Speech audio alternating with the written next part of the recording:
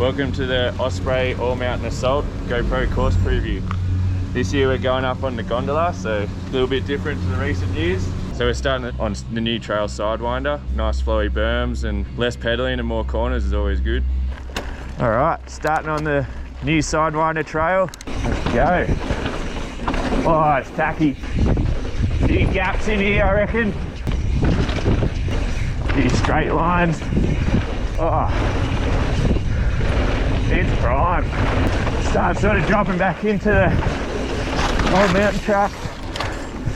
Back to all the lots of berms and some sick stuff.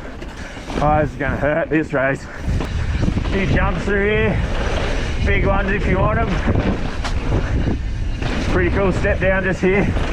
Oh, a bit rocky. Oh, it's so tacky. Probably one of my most favourite parts of this track. No pedaling. Little wet patches, all the rain we've had.